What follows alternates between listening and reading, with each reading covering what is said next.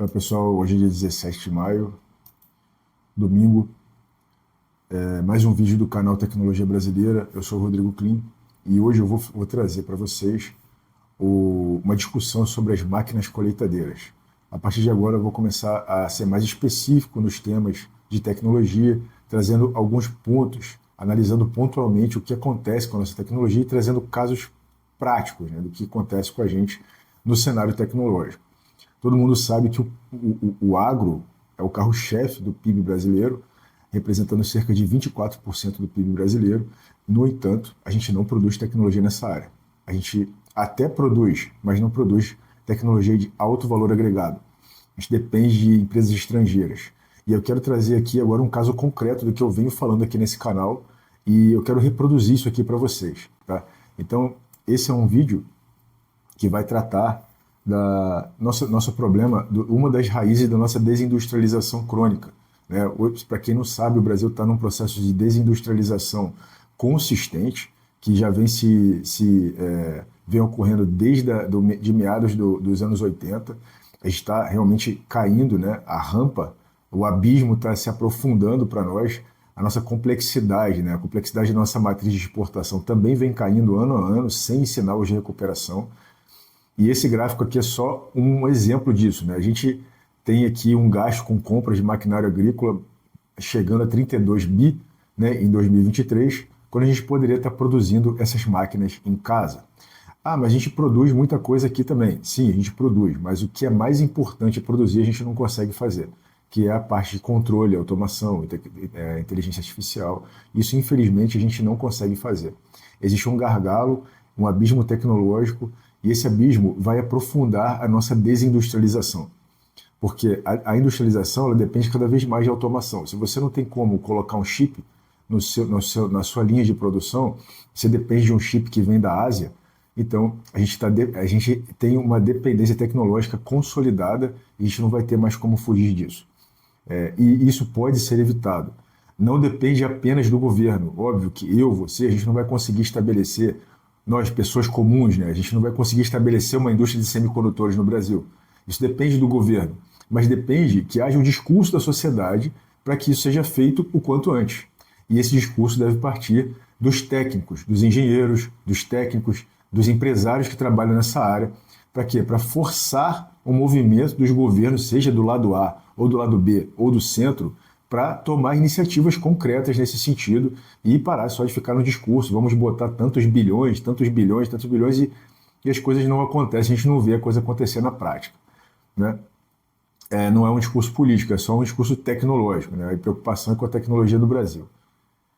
Aqui a gente pode ver essa curva que é a participação do agro, como eu já falei, 24% no PIB de exportação. A nossa desindustrialização ela reforça essa curva, né? E para dar um exemplo para vocês, as principais empresas que fabricam máquinas colheitadeiras, eu escolhi esse tema colheitadeiras porque são equipamentos extremamente importantes para a indústria agro, são a John Deere, a New Holland e a Case IH. São empresas estrangeiras que vieram para o Brasil, montaram uma fábrica, então eles vendem no nosso mercado interno e exportam daqui. Quando você fala de exportação de máquina agrícola, não é uma tecnologia brasileira sendo exportada. São a John Deere, a New Holland e a Case IH exportando daqui. Então não se confunda. Isso é importante ser dito. A Case IH, por exemplo, acabou de lançar a colheitadeira mais moderna do mundo, né? Que assim, tem a maior capacidade, é cheia de inteligência artificial, extremamente moderna. E uma colheitadeira dessa, pelo que eu levantei, custa na faixa aí de 10 milhões de reais. Tá? Ou seja, o empresário brasileiro ele tem que desembolsar 10 milhões para comprar uma colheitadeira. Eu acredito que o preço seja esse, posso estar errado, se você tem essa informação, coloca aqui nos comentários. Mas deve chegar nessa faixa aí de 10 milhões de reais. Quando ele poderia estar fabricando ou comprando internamente, dentro do nosso mercado interno, uma empresa brasileira que fabricasse colheitadeiras e exportasse também, concorrendo com a John Deere, com a New Holland e com a Case IH. Por que não? Por que isso não pode acontecer? Por que não pode existir uma Embraer de colheitadeiras? Essa aqui é a questão. A gente tem um case de sucesso aqui que é a Embraer. A gente é capaz de fazer isso. Só que depende da visão do empresariado também, como a gente vai comentar aqui. Sobre desafio tecnológico, eu quero trazer aqui só um exemplo para ficar claro de qual é a nossa dificuldade, tá? Eu vou fazer aqui um croquis. Peraí. Fica por aqui para a gente fazer isso junto. Peraí, só assim que eu conseguir escolher a caneta. Escolhi. Agora aqui, como que funciona uma colheitadeira? Né? Como é que é um sistema tecnológico? Quando a gente vai estudar uma tecnologia, a gente tem que estruturar a hierarquia dela. Né? Então agora eu estou falando com você como se você fosse um empresário, dono de uma empresa de máquinas agrícolas e a gente fosse falar sobre a máquina agrícola. Ou como se a gente estivesse na mesa do bar e eu fosse explicar para você como funciona. Tá? Então assim, uma máquina colheitadeira, basicamente, ela tem um móvel, né, que é o trator, tem o coletor, tem a parte de transporte, tem um sistema aqui chamado trilha, tá? Trilha, que basicamente ela tira todos os grãos do ramo, né? Ele arranca os grãos, depois ele vai para o sistema de separação, que é como se fosse uma bandeja, né? Sistema de separação, tá? Sistema de separação. E aqui embaixo tem o sistema de limpeza, tá? Limpeza. O que acontece? Aqui tem um sistema de esteiras. Essas esteiras elas são controladas por um cérebro, que eu vou chamar aqui de ECU. Depois da limpeza, esses grãos eles sobem e vão para o sistema de armazenamento aqui em cima. Então, basicamente, uma colheitadeira funciona dessa forma, tá? Esquema básico. Se a gente for fazer a hierarquia tecnológica, se a gente quiser fabricar uma colheitadeira dos anos, sei lá, dos anos 40, dos anos 50, como que seria, né? Qual que é a espinha dorsal da colheitadeira? Eu diria que é a trilha, tá? A trilha é o primeiro. Por quê? A trilha é onde você faz a primeira retirada dos grãos. Então, basicamente, é o trabalho feito manualmente, que é feito pela máquina. Então, o conceito de colher está na trilha. E na segunda hierarquia da tecnologia, a gente vai encontrar a ECU, na minha opinião, porque hoje a ECU é extremamente importante para fazer com que a trilha tenha uma produtividade maior, e o sistema de separação e limpeza, no segundo nível. Então, assim, no terceiro nível, a gente vai ter o sistema de coleta e transporte, que é esse sistema aqui, né? Coleta e transporte, e a gente vai ter também o trator, certo? O trator, que pode ser qualquer trator. Assim, ele tem que ser uma máquina que vai transportar esse sistema inteiro. No final, o sistema de armazenamento, que é basicamente um tanque, né? Então é menor complexidade. Mas você observa o seguinte, que esse sistema aqui, que é o ECU, é justamente o que falta para nós. E a gente não conseguiria colocar no mercado uma colheitadeira competitiva com a John Deere, com a Case IH, porque falta esse equipamento, que é de alta complexidade e de custo intensivo. Você tem que gastar muito dinheiro em P&D, pesquisa e desenvolvimento, para poder fazer um ECU, para fazer um sistema de controle para uma colheitadeira. Você tem que ter uma cadeia de suprimento que hoje não está disponível no Brasil. Mas isso não impede a gente de conhecer o que está acontecendo. Esse é o esquema aqui da colheitadeira. Agora eu quero levar vocês para passear no site do Lens, lens.org, tá? Não sei se vocês conhecem, mas o lens.org é uma plataforma de pesquisa de patentes, de artigos científicos e de especialistas, tá? Então, se a gente colocar aqui, por exemplo, Sensor in Agriculture, como já está aqui, e fizer a pesquisa, você, escolhendo patente, você vai ter uma visão geral de como é o panorama de patentes nessa área, né? É aqui que nasce a discussão sobre o radar tecnológico. O que é o radar tecnológico? É você fazer um monitoramento das patentes, artigos científicos e especialistas no mundo e no Brasil para começar a conversar com essas pessoas. E quem tem que fazer isso são as pequenas e médias empresas. Não acho que sejam as grandes empresas. As grandes empresas têm como bancar um sistema, um núcleo de pesquisa e desenvolvimento. Mas pequenas e médias empresas, especialmente as médias empresas, podem fazer e devem fazer isso.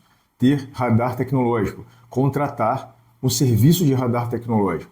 Esse serviço vai entregar para vocês um panorama do seu setor, para você saber o que está acontecendo do lado de fora. Porque hoje as empresas fecham a porta, fecham as janelas e não sabem o que está acontecendo. Eles estão trabalhando ali dentro e não sabem o que está acontecendo do lado de fora. O que a gente precisa ter é um olhar para fora, ver o que está acontecendo em termos de patentes, principalmente patentes, tá? Hoje aqui, em termos de jurisdição, a gente vai ter aqui um choque de realidade. Sensores aplicados ao setor agrícola. A gente vai ver aqui Estados Unidos liderando com 104 mil patentes e você pode procurar a bandeira do Brasil e não tem nenhuma patente brasileira nessa área. E isso é um dado alarmante que você não vai ver na mídia tradicional e nos canais de YouTube aqui você também não vai encontrar. Essa aqui é a nossa realidade. A gente não consegue produzir patentes em áreas que são muito específicas. É óbvio que tem gente aí nas universidades fazendo um grande esforço para isso, mas isso não é suficiente, porque as empresas têm que participar desse esforço, né? Voltando aqui para essa apresentação, tá? A gente estava aqui, né? Peraí, não é aqui. Peraí.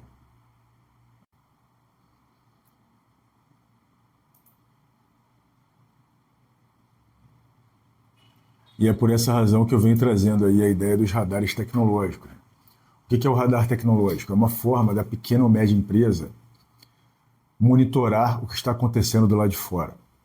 Isso é extremamente importante hoje para a indústria brasileira. Que as pequenas e médias empresas tenham acesso às informações de pesquisa e desenvolvimento, sem gastar muito dinheiro com isso. Porque a gente sabe que a vida do empresário brasileiro é trabalhar para pagar as contas no final do ano no aperto, muitas vezes no vermelho.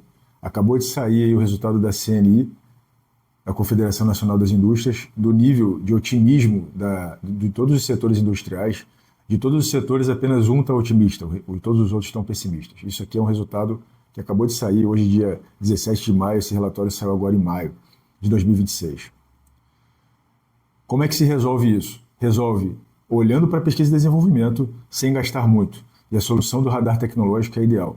Ao invés de montar uma equipe de pesquisa e desenvolvimento dentro da sua empresa, você vai contratar pessoas que podem fazer isso para você. Pode ser um doutor que está dentro da faculdade de engenharia de agronomia, né? Você vai contratar aquele cara e aquele cara vai fazer um monitoramento para você, né? Você vai contratar pessoas que podem fazer isso para você, né? Que tem podem fazer esse serviço de monitoramento. O radar tecnológico pode atender todas as empresas, médias e pequenas empresas do Brasil, em todos os setores. Ou seja, tem espaço para todo mundo. Tem muito trabalho para todo mundo que tem interesse em trabalhar nisso. Está cheio de doutor aí, cheio de mestrando, cheio de pós-doutorado, querendo fazer alguma coisa, ganhando bolsa na universidade, quando poderia estar trabalhando para uma empresa como a sua, trabalhando para a sua empresa para levantar informações úteis. Qual é o retorno financeiro disso? O retorno pode não ser imediato, mas pelo menos você vai ter já uma grande vantagem em relação aos seus concorrentes nacionais, se você fizer isso, porque você vai saber o que está acontecendo do lado de fora. Quem está produzindo patente, que tipo de patente, qual tecnologia está saindo, e você vai poder, inclusive, produzir suas próprias patentes. Porque para produzir uma patente, você não precisa ter o produto aqui no Brasil. Você pode produzir uma patente, você pode ter essa patente, mesmo que você tenha que importar um componente depois. Então, assim, eu estou aqui para trazer e disseminar essa ideia, né? De levar essa ideia para as pessoas, não só aqui no canal Tecnologia Brasileira no YouTube, no Instagram também, no meu canal pessoal, rodrigo.clean no Instagram, no canal Tecnologia Brasileira do Instagram, para que a gente possa implantar gradualmente esse sistema que independe do governo. O governo não precisa fazer nada. Isso é um movimento da sociedade civil. É um movimento dos brasileiros, dos engenheiros brasileiros, dos cientistas brasileiros, dos empresários brasileiros. Não tem nada a ver com política. Tá? Então, eu acredito que esse seja o caminho para nós. Então, eu convido você aí a curtir esse vídeo, a comentar aqui o que você achou. Se você chegou até aqui, né, um vídeo longo, mais importante, um vídeo muito importante. E peço que você curta esse vídeo, né, para ele alcançar mais pessoas e compartilhe também.